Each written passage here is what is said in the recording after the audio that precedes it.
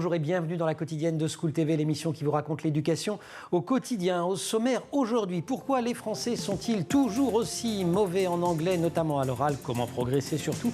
On va en parler avec l'invité du grand oral justement, Cécile Loyer. L'anti-sèche d'Amal Laoui ou comment l'actualité résonne dans les programmes. L'actualité, c'était il y a quelques jours cette Joconde prise pour cible par un visiteur du Louvre. Programme ceux d'histoire de l'art. On va aussi parler du diplôme national du brevet. À l'heure de la récré, toujours avec Amal, marimba, musique Vivaldi et des marimbas. Et puis enfin, on retrouvera, comme chaque semaine, maître Valérie Piot pour sa chronique Conseil de discipline. Aujourd'hui, elle va vous éclairer sur la procédure à suivre pour contester une note obtenue au baccalauréat ou au brevet. La quotidienne de School TV, c'est parti, grand oral.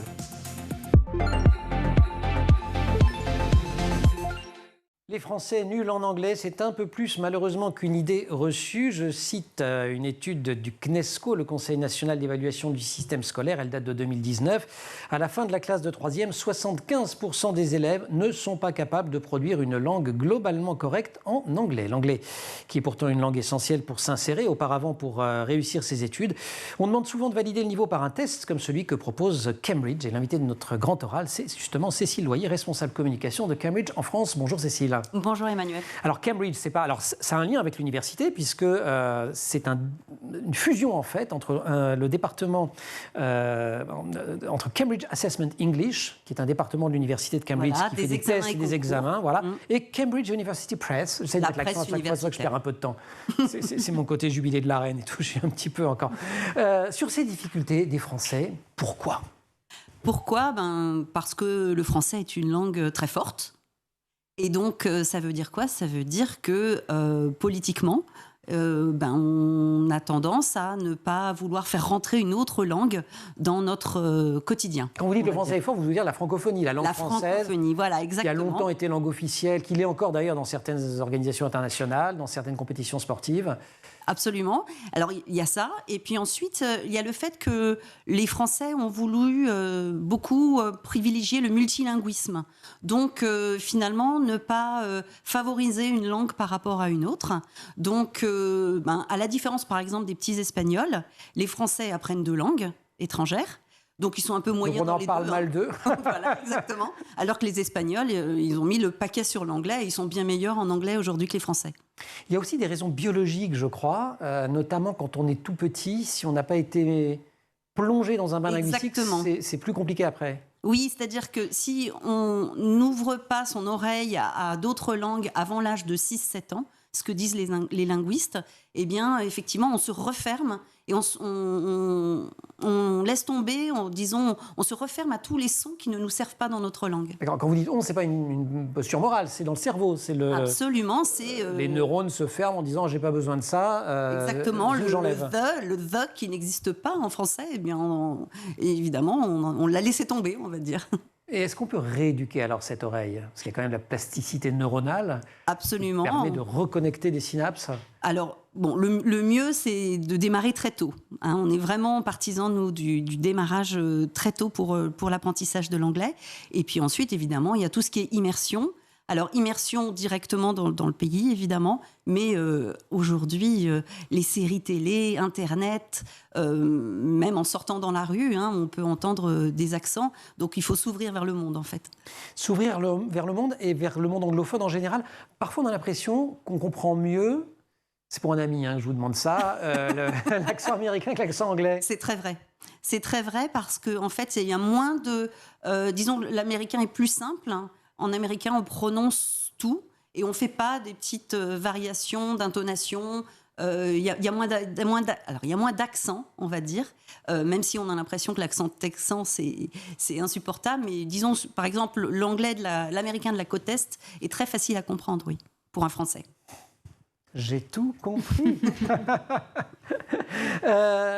Est-ce que, par ailleurs, on n'apprend pas trop tard en France? Parce que l'enseignement des langues vivantes, il est entré à l'école primaire, je crois, juste au début des années 2000. Et l'anglais n'est même pas obligatoire. C'est ce que vous disiez sur le multilinguisme. Il est largement dominant quand même. Mais... Absolument. Alors, c'est pas tant le fait qu'on démarre trop tard, parce que finalement, démarrer à 6 ans, c'est pas mal. C'est pas mal, oui, par rapport à ce que vous nous disiez. Par rapport à d'autres pays européens, c'est très bien. Par exemple, des pays multilingues comme la Suisse ou la Belgique vont privilégier l'apprentissage l'apprentissage de l'autre langue. Les petits Genevois vont d'abord apprendre l'allemand avant d'apprendre l'anglais. Donc, nous, finalement, en France, on est pas mal avec l'apprentissage à l'école primaire. Mais le souci, c'est que c'est la formation des enseignants. C'est-à-dire que les professeurs des écoles, souvent, n'ont pas été formés, déjà, ne parlent peut-être pas bien anglais eux-mêmes, mais ils n'ont pas été formés à l'enseignement de l'anglais. Donc on s'immerge extrêmement tôt, mais si on s'immerge dans des mauvais accents, etc., ça n'aide pas forcément pour la suite. Voilà, alors ce qui sauve les enseignants, c'est ce qu'ils trouvent sur Internet quand même. Chaque année, plus de 5 millions de candidats de tout pays passent les examens de Cambridge, dont les diplômes sont reconnus à l'international par plus de 25 000 établissements d'enseignement supérieur, employeurs, organisations gouvernementales. Cécile Royer en est la responsable communication pour la France. On la retrouve dans quelques secondes. C'est l'heure de l'Anti-Sèche. L'Anti-Sèche de la quotidienne avec Amal Laoui. Amal, bonjour. Bonjour Emmanuel. La façon dont l'actualité résonne dans les programmes. L'actualité, c'est la Joconde qui a été prise pour cible par un visiteur. Oui, ça s'est passé le 29 mai dernier. La scène a été filmée par des dizaines de personnes qui étaient présentes au Louvre et les images ont fait le tour du monde. Alors on y voit un homme qui étale une pâtisserie à la crème sur la vitre qui protège la célèbre œuvre de Léonard de Vinci. Alors d'après le parquet de Paris, le suspect a 36 ans. Il s'est déguisé en femme handicapée en fauteuil roulant pour accéder au plus près du tableau. Et lorsqu'il a été escorté par le service de sécurité, il a justifié son geste par ces mots, je le cite: « Il y a des gens qui sont en train de détruire la Terre, tous les artistes pensaient à la Terre, c'est pour ça que j'ai fait ça, penser à la planète », fin de citation. Alors l'homme de 36 ans a été admis à l'infirmerie psychiatrique de la préfecture de police de Paris et une enquête a été ouverte pour tentative de dégradation d'un bien culturel et 2 hommes de 23 et 29 ans ont été placés en garde à vue. Donc ça c'est pour la dernière, j'allais dire agression, la dernière déprédation, tentative du moins, parce qu'elle est protégée par une vitre. La Joconde, c'est pas la première fois qu'on essaie de la détériorer. Et la dernière fois que la Joconde avait été prise pour cible, c'était en 2009, été 2009 plus précisément. Une touriste russe avait jeté une tasse de thé contre la vitre. En 1974 également, lors d'une exposition à Tokyo, une femme avait jeté de la peinture rouge sur la toile. Et il faut savoir que la Joconde elle est protégée par une vitre blindée depuis 2005, justement, pour éviter ce genre d'incident. Voilà, le Louvre, musée qui rassemble l'une des plus belles collections d'œuvres d'art au monde et l'histoire des arts, qui est une discipline désormais étudiée à l'école. Oui, l'enseignement de l'histoire des arts a été introduit à l'école à la rentrée 2008 et au collège à la rentrée 2009.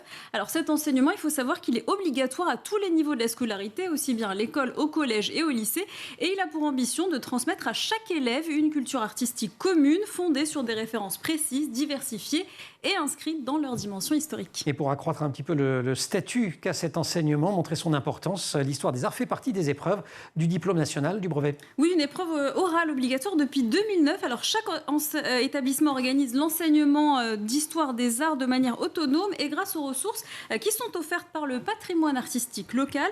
Alors ce qu'on attend d'un élève, c'est le développement de la capacité à analyser une œuvre d'art, la construction d'une culture personnelle, la maîtrise de l'expression orale, l'épanouissement de la curiosité et de la créativité artistique des élèves et la découverte des métiers et des formations qui sont liées à ces pratiques artistiques et culturelles. Et donc, pour ce qui est de l'épreuve, elle se déroule comment? Vous avez dit que c'était un oral? Oui, c'est un oral qui dure entre 10 et 15 minutes. Alors, c'est devant un jury qui est composé de 2 professeurs. Et pendant cette épreuve, l'élève devra situer une œuvre dans le temps, dans l'espace et dans son contexte historique. Il devra l'analyser. Alors, on attend une description des techniques. L'élève devra employer un vocabulaire adapté qu'il aura appris en cours. Il devra aussi comparer et rapprocher l'œuvre à d'autres références artistiques et devra être capable d'introduire un jugement personnel et critique. Et on attend aussi de l'élève qu'il réponde correctement aux questions qui seront posées par le jury. Et cette épreuve est la seule de cette nature que comporte le diplôme national du brevet. Oui, et elle suppose donc une maîtrise de l'expression orale qui doit être travaillée à tous les niveaux et dans toutes les disciplines. Merci Amal. Et on retrouve tout ça évidemment au moment du grand oral du bac. Et puis pour l'instant, c'est le grand oral de la quotidienne. Cécile Loyer.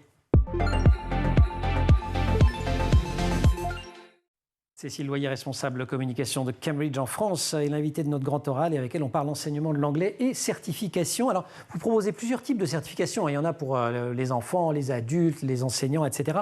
Si on parle un petit peu éducation, vous avez un accord avec l'éducation nationale en France, par exemple, pour les terminales? Oui, c'est ça. Alors, en fait, on a démarré il y a 13-14 ans avec la seconde section européenne. On a voulu, avec le ministère, prouver que la section européenne fonctionnait bien et apporter un plus aux élèves de section européenne en leur donnant la possibilité de passer une certification B1 en seconde. Alors, B1, on va s'arrêter tout de suite. Donc là, ça renvoie au cadre européen commun de référence. Commun de référence, le CECR, qui est un document sur lequel tous les pays européens se sont mis d'accord et qui détermine, ça va de A à C si je me souviens bien, avec à chaque fois un ou deux, ce qu'on sait faire et ce qu'on sait d'ailleurs d'une langue. C'est vrai, avec cette certification, ça se balade dans toute l'Europe. Absolument, même dans le monde entier, puisqu'en fait, ça s'étend sur le Commonwealth, en fait. Hein, donc, même l'Australie, le Canada l'utilisent. Absolument. Et c'est une échelle qui est vraie pour toutes les langues, qui a été conçue par le Conseil de l'Europe. Et c'était Cambridge qui était vraiment l'artisan de ce cadre. Donc là, vous avez dit qu'il faut avoir le B1, c'est ça? Alors, le B1 en seconde. Ouais. Et l'objectif du ministère, c'est le B2 en terminale. D'accord. Donc là, on est quasiment, quand on arrive vers A, je crois que c'est quasiment une maîtrise fluide de la langue. A, c'est le démarrage. Non, c'est C, la maîtrise fluide de la langue. Absolument. C2, voilà. C2, c'est le bilinguisme. Et A1, c'est vraiment le niveau de débutant. Donc B2, c'est qu'on est très bon en anglais, par exemple. On se débrouille, hein. On peut se débrouiller dans la vie quotidienne. Voilà. Mais pour travailler en anglais, par exemple, pour étudier à l'étranger, il faut être niveau C1. Et pour être bilingue, niveau C2. En quoi il consiste d'ailleurs cet examen? Alors, l'examen, c'est 4 compétences. Donc, on évalue pas seulement les compétences réceptives que sont la compréhension écrite et orale, mais aussi les compétences productives, donc l'expression écrite, l'expression orale. Et donc, sur la partie expression orale, c'est un entretien entre 2 candidats face à 2 examinateurs. Donc, les examinateurs vont regarder à la fois la capacité à s'exprimer en face à face avec un interlocuteur natif, mais aussi à communiquer avec un autre candidats. Voilà, exactement. C'est un examen en équipe, on a intérêt à être plutôt sympa avec... Oui, alors on regarde, ce que va regarder l'examinateur, c'est la capacité à convaincre l'autre, à écouter à prendre en compte son propos, à réagir, etc. Vous insistez beaucoup sur la communication, on en parlera tout à l'heure, hein, mais c'est un point absolument essentiel avec l'anglais. Est-ce qu'il y a des façons de s'améliorer vite en anglais ? Alors, comme je disais tout à l'heure, bien sûr, tout ce qui est séries télé. Alors déjà, aujourd'hui, la télé permet de regarder tous les films, toutes les séries en VO. Donc, il ne faut pas hésiter, utiliser sa télécommande pour ça.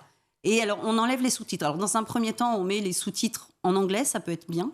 Et puis ensuite, effectivement... Je suis bloqué dans cette méthode depuis une quinzaine d'années environ. Et ce qui est pas mal, souvent... pas enlever les sous-titres, c'est comme les petits trous pour le vélo. Il m'a fallu des années.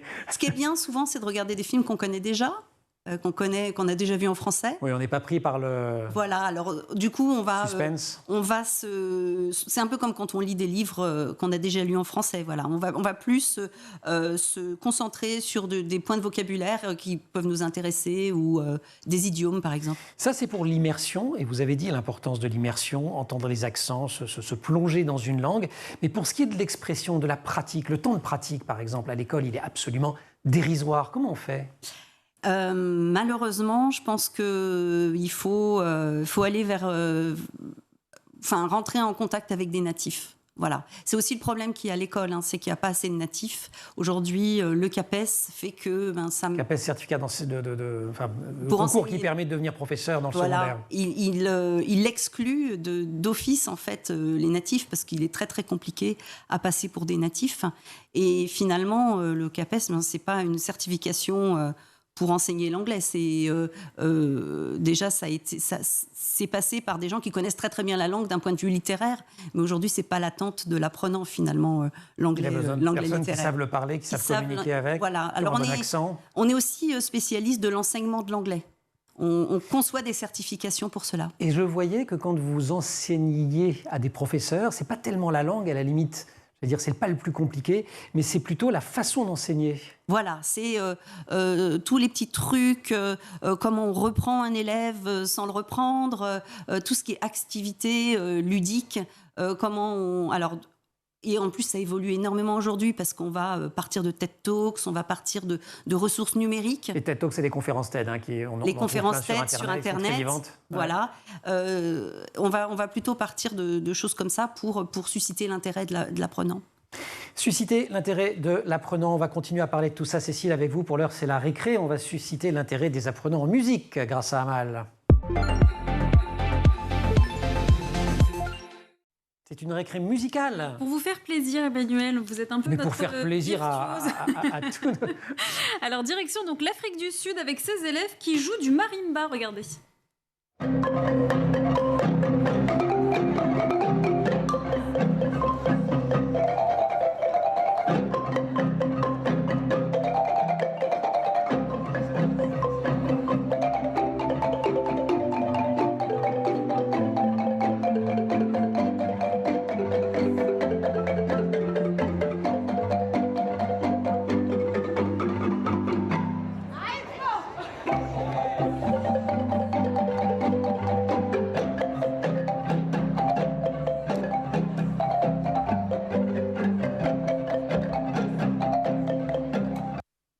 Cécile vote pour le printemps. Vous avez Allez, en reconnu tout cas, c'est les 4 saisons de Vivaldi, à coup sûr. Marimba. Le marimba, en fait, ça ressemble beaucoup au xylophone Oui, quand même. il est considéré comme le cousin du xylophone. On le saurait à moins. Très Il proche. y a une ressemblance. Très proche, à quelques détails près, il est composé de 2 rangées de lames de bois que l'on peut frapper avec des maillotches. Donc, c'est les petites baguettes que vous avez vues.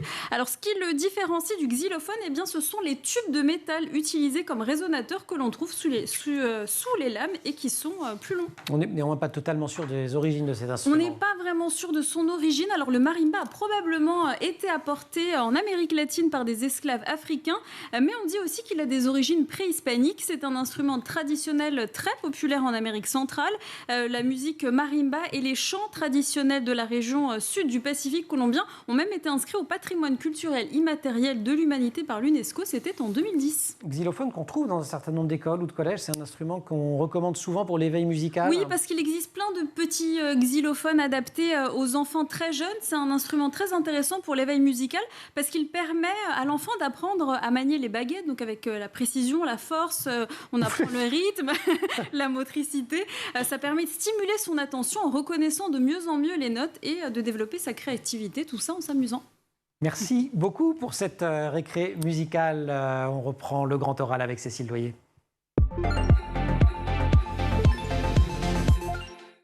Cécile Loyer, responsable de la communication de Cambridge en France. Je vous cite un extrait d'un article paru en 2019 dans Le Monde. L'enseignement des langues pêche aussi paradoxalement par excès de zèle. Là où la France conserve une culture du stylo rouge qui consiste à corriger l'erreur quand elle survient, l'apprentissage des langues demanderait au contraire la mise en place d'un droit à l'erreur qui permette aux élèves de retrouver confiance en eux pour s'exprimer sans subir l'inhibition d'une correction systématique particulièrement contre-productive à l'adolescence. Vous êtes d'accord avec ce constat qui était effectué par Tout à fait. En fait, le français, il considère qu'il n'a pas le droit de parler s'il ne fait pas d'erreur. Enfin, s'il fait des erreurs, ouais, c'est ça. Tant qu'il fait des erreurs, il ne veut pas se parler. tait. Voilà. Alors, et c'est très vrai en classe. C'est très vrai en classe parce qu'il peut être la risée de ses camarades. Et puis surtout, l'enseignant tout de suite va le reprendre. Hein. Et puis culture du stylo rouge, parce que c'est aussi le stylo avec lequel on corrige l'écrit. Et le fait qu'en France, on ne parle pas suffisamment. Vous aviez organisé une fête de l'anglais. Je crois que la première avait eu lieu avant le premier confinement. 2019, oui. Voilà, 2019. Vous allez recommencer ? On va recommencer, on l'a même fait en 2020. D'accord, on l'a fait en 2020, on l'a fait en 2021. Ah, formidable. On va être à notre 4e édition. Donc notre objectif, alors c'est fête de l'anglais et puis fête FAITES. Exactement, on encourage à parler anglais, à considérer l'anglais comme une langue de communication et non plus une matière. Et on va fédérer pendant une journée tous les acteurs de l'apprentissage et de l'enseignement de l'anglais en France. Ce qui veut dire que derrière tout, il y a quand même un propos pédagogique avec des mots-clés comme confiance, comme communication et pas tellement comme apprentissage, bonne note, mauvaise note, voilà. C'est exactement ça. L'objectif, c'est que les apprenants n'aient pas peur de se jeter à l'eau. Mais ça marche, hein, parce que sur notre fameux examen qu'on fait en terminale avec le ministère, on voit que la compétence qui s'améliore le plus, c'est l'expression orale. Le ministère fait beaucoup pour développer l'expression orale en classe. Cécile Loyer, avant de travailler pour Cambridge, vous avez un passé, lourd passé. Non, vous avez une expérience assez longue autour de dispositifs d'apprentissage des langues, notamment avec des nouvelles technologies, comme on les appelait à l'époque. On dirait des EdTech aujourd'hui. Qu'est-ce qui a le plus changé ? Qu'est-ce que la technologie en tant que telle peut apporter en 2022 ? Alors c'est vrai qu'à l'époque, je travaillais pour une entreprise de logiciels qui était basée sur la reconnaissance vocale. Donc en fait, on désinhibait l'apprenant parce qu'il pouvait parler à son ordinateur qui allait lui répondre. Et finalement, c'est beaucoup ça qui se développe. C'est l'intelligence artificielle. Donc, par exemple, chez Cambridge, on va aller de plus en plus vers des tests d'anglais qui vont permettre d'évaluer, non pas avec un examinateur humain, mais avec la machine, évaluer le niveau d'anglais de l'apprenant. Donc, déjà, on le fait très, très bien sur tout ce qui est production écrite. Et de plus en plus, on va le faire sur l'oral. Donc, grâce à des algorithmes, on arrive à identifier le niveau CECR du candidat. D'accord, mais ça vaut pour le jour de l'examen, parce que sinon, si vous insistez sur la communication, je pense qu'on n'a pas des dialogues très Alors, effectivement, aboutis avec les machines. Ça n'est pas pour la sur certification, partie, c'est voilà. ça. Et pour l'instant, c'est beaucoup pour l'écrit. Et d'ailleurs, on met à disposition du public cette possibilité, puisqu'on a un outil qui est gratuit, qui s'appelle Write and Improve, et qui permet d'améliorer sa production écrite petit à petit, d'avoir un feedback sur sa production écrite. C'est vrai qu'on n'a pas encore parlé argent. Toutes les certifications que vous proposez, c'est payant. En revanche, sur le site, quand on y va, il y a plein de propositions pour s'évaluer, pour faire des choses gratuites. C'est une façon Cambridge d'attirer le challenge, j'imagine. Mais en tout cas, c'est sympa, ça rend vrai service quand même. On est un organisme à but non lucratif. Ouais. Comme je le disais, on collabore avec le Conseil de l'Europe, les ministères. Donc notre objectif, notre mission, c'est vraiment de promouvoir les meilleures pratiques d'apprentissage et de l'enseignement de l'anglais. On n'a pas d'actionnaire. Oui, c'est ça. Donc quand vous pouvez mettre en place quelque chose gratuitement, vous le faites. Il n'y a pas de sujet... Voilà, former des profs. Vraiment, on offre une panoplie de services aux enseignants et aux apprenants. Cécile Loyer, dernière question. Vous nous avez beaucoup recommandé depuis le début de l'émission de regarder des séries ou des dessins animés, etc. Il y a des séries phares que vous recommandez en ce moment pour travailler son anglais ? Les classiques. Les grands classiques, Downton Abbey, j'imagine. Exactement. Alors, j'ai aussi pas mal travaillé sur les petits. Donc, sur les petits, tout ce qui est Disney, ça marche forcément. C'est-à-dire que, en fait, vos enfants ont certainement vu les dessins animés déjà en français. C'est le fait de les voir en anglais, comme on le disait tout à l'heure, ça permet de se plonger différemment dans l'histoire. Les vacances approchent, séjour linguistique, bon plan ? Bon plan, séjour linguistique. On peut de plus en plus en faire en France, d'ailleurs. Mais avec des natifs, parce que ça ne sert à rien de mélanger nos mauvais accents. Vous avez maintenant des familles anglaises, où il y a de plus en plus d'Anglais qui vivent en France et qui accueillent des Français chez eux. Mais effectivement, il faut encore traverser l'Atlantique, voyager. Ok, donc immersion. On regarde des séries, on part en vacances, c'est génial les émissions avec vous en fait. Et à la fin, on a des bonnes notes et on a un certificat de Cambridge. Et on peut écouter de la musique aussi. On parlait du marimba tout à l'heure. Ça forge l'oreille. Et puis aujourd'hui, toutes les plateformes de streaming permettent de voir les paroles en anglais. C'est fabuleux. Cécile Loyer de Cambridge, merci beaucoup. Rendez-vous maintenant avec notre conseil de discipline. Le brevet approche, on en parlait il y a quelques instants avec Amal. Parfois, on n'est pas tout à fait satisfait de sa note. Comment la contester ? Comment contester une note également obtenue au baccalauréat ? Tous les conseils de maître Valérie Piot, notre avocate et chroniqueuse.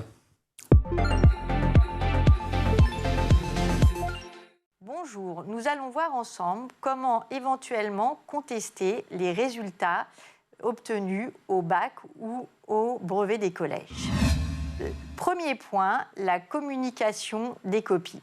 Vous êtes en droit de demander la communication de votre copie d'examen. C'est le préalable indispensable si vous envisagez une éventuelle contestation. On doit vous communiquer la copie pour une épreuve écrite, mais on doit également vous communiquer l'appréciation individuelle, la fiche d'appréciation s'il s'agit d'une épreuve orale. Comment s'effectue cette commande de copie ? Pour le bac, c'est un petit peu particulier. Le jour de la proclamation des résultats, vous avez 2 jours pour consulter sur place votre copie d'examen. Sinon, il faudra la commander auprès du SIEC, si vous êtes en région parisienne, ou auprès du rectorat en charge de l'organisation de votre examen. 2. Le jury souverain. Un grand principe est la souveraineté du jury. Cela signifie que vous ne pouvez pas contester l'appréciation pédagogique de votre copie. Même si vous êtes une excellente élève en français et que vous avez une très mauvaise note, vous ne pourrez pas demander une 2e correction en indiquant que vous supputez une erreur en raison de la différence de niveau parce que le jury est souverain. 3. Les réclamations possibles. Il y a 2 types de contestation de notes ou de réclamations par rapport aux examens qui sont possibles.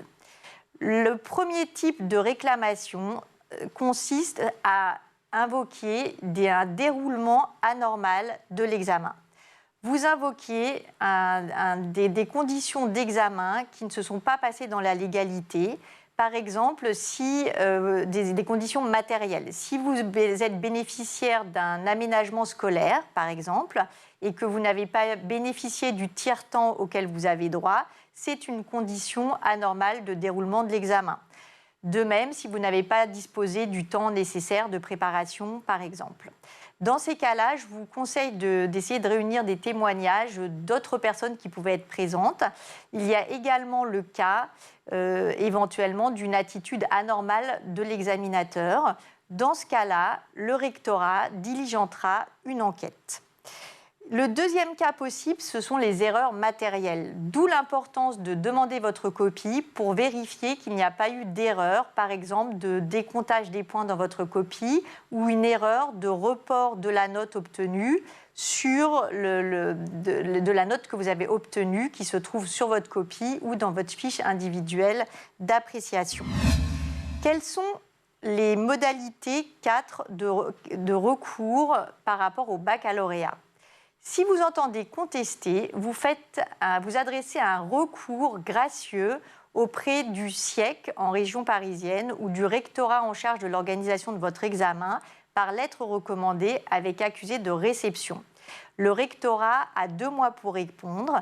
Vous pouvez également saisir le juge administratif dans un délai de 2 mois qui court à compter de la proclamation des résultats ou si vous avez fait un recours dans un délai de 2 mois à compter de votre recours ou de la réponse obtenue à votre recours. Voilà, vous avez toutes les clés en main pour éventuellement contester des résultats décevants à votre examen. Octobre, prochaine fête de l'anglais, en ligne, on peut y accéder où qu'on soit en France. Où qu'on soit en France, c'est gratuit, conférence du ministère de l'Éducation nationale notamment, oui. Thank you very much. You're welcome. Thank you so much, Amal. You're very welcome. Oh, well, yes, and thanks very much, the wonderful team. Je ne sais pas comment on dit régie, c'est pas grave. Make-up, Emma Razafin-Dralambeau pour ce qui est du son. Merci à Amanda Montero, Théo Boscar à la réalisation et puis Marine Plantec évidemment à la préparation de l'émission, assistée aujourd'hui par Roxane Sarfati. Vous restez sur School TV comme il se doit et vous nous retrouvez nous en permanence sur Internet et sur les social networks.